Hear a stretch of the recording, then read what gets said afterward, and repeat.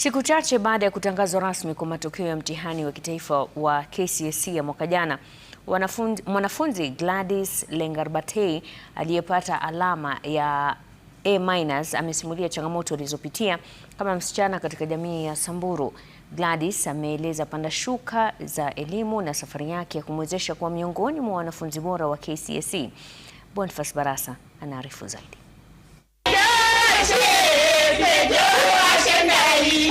Siku chache zilizopita, Gladys Lengarbatei alitikisa kijiji cha Lamano viungani mwa mji wa Maralal katika kaunti ya Samburu kwa kuandikisha matokeo bora ya alama ya A+ kwenye mtihani wa KCSE wa mwaka 2025, na anaelezea changamoto ya mila ya ukeketaji inavyozima ndoto za wasichana wengi wafugaji maishani. Being a girl from a pastoral community here in Samburu County, it is very difficult for so many out there, especially those struggling with FGM and those that are denied the right to go to school. I consider myself one of the luckiest girls to have landed in one of the best schools in Kenya.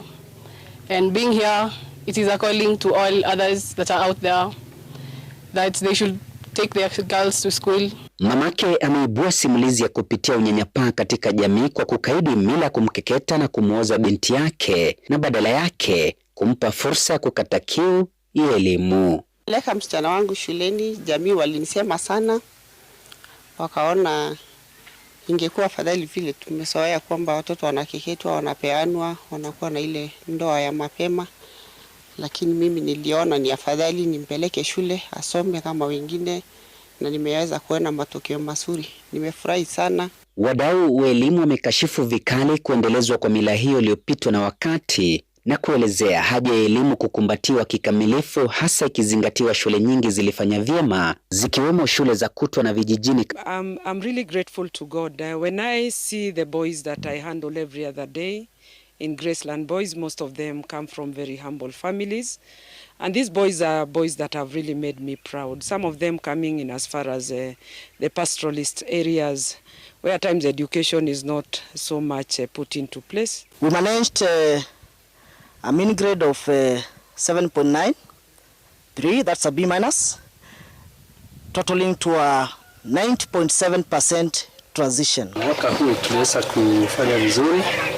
Wanafunzi wetu wameendelea kuimarisha matokeo.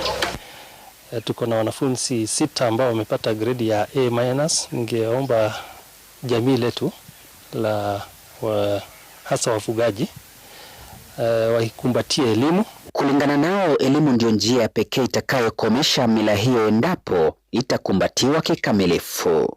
Boniface Barasa, Runinga Citizen, gatuzi la Samburu.